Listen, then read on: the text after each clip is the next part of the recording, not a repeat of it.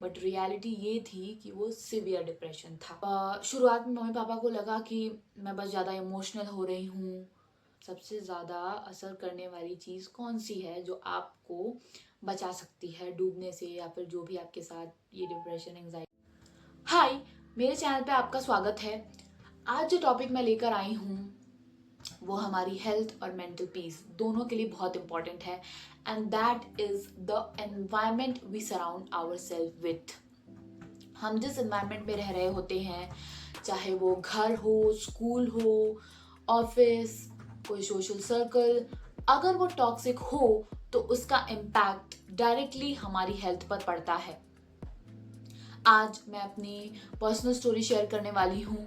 मैंने जो फील किया और कैसे मैंने उस फेज से बाहर आना शुरू किया।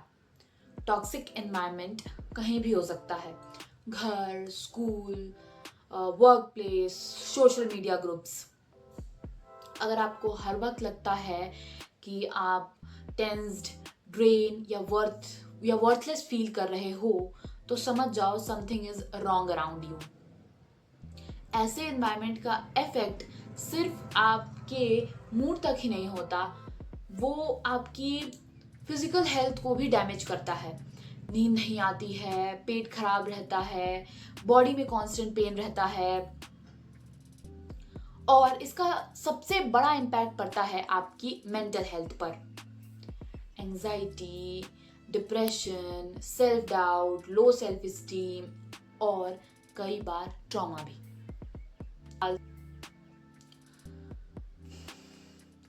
मैं खुद भी इससे गुजरी हूँ। मुझे 4 साल तक एमेनोरिया हुआ था। एमेनोरिया ये कंडीशन है जिसमें आपको पीरियड्स आना बिल्कुल भी बंद हो जाते हैं। डॉक्टर्स ने क्लियरली कहा कि ये आपको एंजाइटी और स्ट्रेस की वजह से हुआ है। मुझे लगता था कि मैं खुद को खोती जा रही हूँ। मैं अंडर प्रेशर थी, कॉन्स्टेंटली इमोशनली शैटर्ड थी, और फिर मुझे सीवियर डिप्रेशन डायग्नोज्ड हुआ और आगे चल के मुझे मेडिकेशंस लेना पड़ा।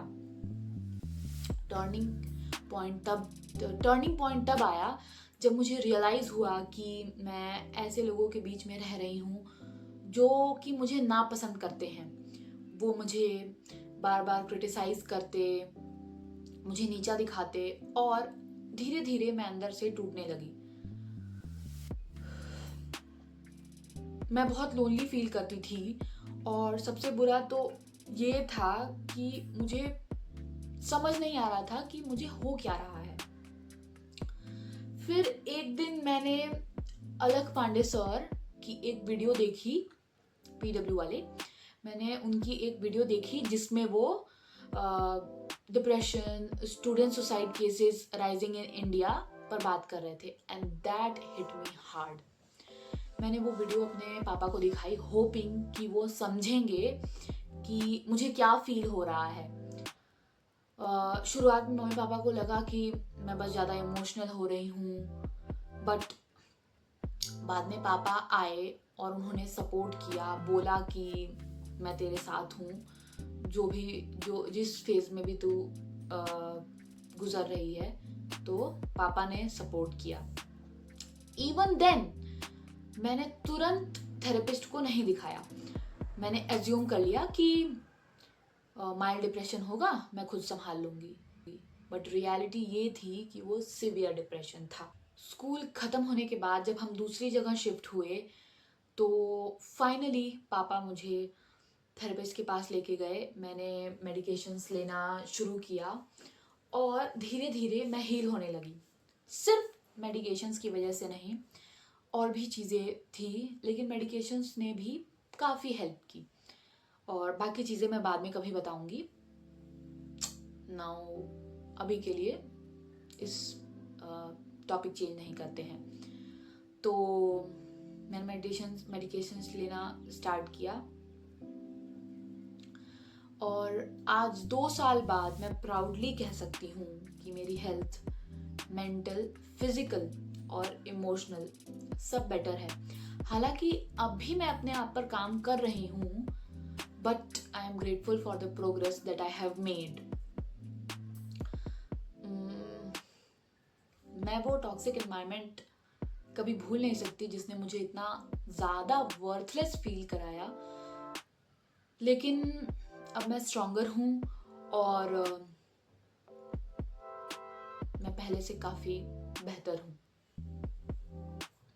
तो काफ़ी अच्छा लगता है। अगर तुम भी किसी टॉक्सिक एनवायरनमेंट में फंसे हो तो मैं ये कहना चाहती हूँ कि तुम्हारे पास चॉइस है और तुम अपनी लाइफ चेंज कर सकते हो। ये सॉल्यूशंस मेरे लिए काम किए। सबसे पहले तो आइडेंटिफाई द सोर्स। पता करो कि किस चीज़ से तुम्हारा सबसे ज़्यादा स्ट्रेस बढ़ता है, उसे कट ऑफ करने की कोशिश करो। और अगर कट ऑफ नहीं कर सकते तो लिमिट करो, कम से कम उस चीज़ के साथ इंटरेक्ट करो। वो पर्सन भी हो सकता है, कोई ग्रुप हो सकता है, सोशल मीडिया ग्रुप्स, कोई चैनल जिससे तुम्हें नेगेटिविटी आती हो या स्ट्रेस बढ़ता हो। लिमिट करो अगर कट ऑफ नहीं कर सकते तो। दूसरा चीज़, बाउंड्री सेट करना सीखो। मुझे खुद बाउंड्री सेट करना नहीं आता था, ना ही मेरे पेरेंट्स ने सिखाया, नहीं किसी ने नहीं सिखाया। मैं एक डोर मैट की तरह सबकी बात मानती थी, सबको अपने ऊपर से जाने देती थी और बाद में मैं ही रिग्रेट करती थी, मैं ही सैड होती थी और किसी को कोई इफेक्ट नहीं होता था। लॉस किसका हो रहा है? मेरा ही। तो खुद सीख जाओ तो अच्छा है, नहीं तो लाइफ तो तुम्हें सिखाई देगी। तो बाउंड्री, दूसरा चीज ये हो गया कि बाउंड्री सेट करो। तीसरी चीज, सीख सपोर्ट।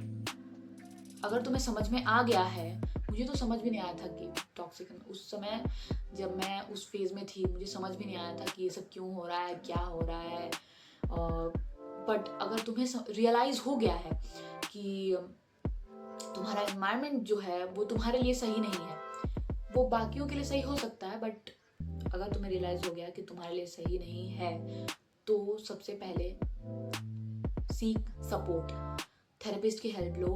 ऑनलाइन कम्युनिटीज़ होती हैं, मैंने देखा, जैसे कि ऑनलाइन थेरेपिस्ट भी ले सकते हो तुम, या काउंसलर की हेल्प लो।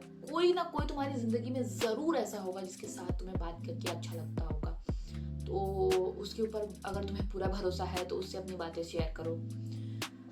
तीसरी चीज़, क्रिएट अ सेफ स्पेस। कोई ऐसी हॉबी, कोई ऐसी चीज़ तुम्हारी लाइफ में है जिसको करते समय तुम पूरी दुनिया भूल जाते हो, तुम भूल जाते हो सारी नेगेटिविटी और ये सब, तो उसके साथ ज़्यादा टाइम स्पेंड करो। और एक और चीज़, सेल्फ केयर करो, एक्सरसाइज करो, हेल्दी खाओ। ये सब तो हर कोई बताता है। मेन पॉइंट पर आते हैं कि सबसे ज़्यादा इफेक्टिव क्या है, सबसे ज़्यादा असर करने वाली चीज़ कौन सी है जो आपको बचा सकती है डूबने से, या फिर जो भी आपके साथ ये डिप्रेशन, एंजाइटी या जो कुछ भी मेंटल हेल्थ इश्यूज हो रहे हैं, अगर वो आपके एनवायरनमेंट से हो रहे हैं तभी ये सेव कर पाएगी। अगर उसका रीज़न कुछ और है तो उसके लिए मैं अभी कुछ नहीं कह सकती। तो मेरे लिए सबसे ज़्यादा बेस्ट इफेक्टिव चीज़ तो यही थी कि एग्जिट की तैयारी करो। माना कि आसान नहीं होता, मेरे लिए भी नहीं था। अपने पेरेंट्स को कन्विंस करना कि हमें यहाँ नहीं रहना, हमें दूसरी जगह जाना है, हमें यहाँ मुश्किल होता है। Obviously Indian middle class families, तो अपनी एनवायरनमेंट को चेंज करो। और ध्यान रखो, अगर तुम चेंज कर रहे हो तो एज ए एनवायरनमेंट, खाली ये ही चीज़ नहीं होती है कि तुम नेगेटिव एनवायरनमेंट से निकल गए। अब तुम जिस एनवायरनमेंट में जा रहे हो उसको भी देखना होता है कि वो एनवायरनमेंट अच्छा है कि नहीं तुम्हारे लिए, कि या तो उससे थोड़ा सा अच्छा है या एकदम बिल्कुल उसी जैसे में आके तुम फिर अटक गए। तो उस चीज़ का ध्यान रखना ज़रूरी है।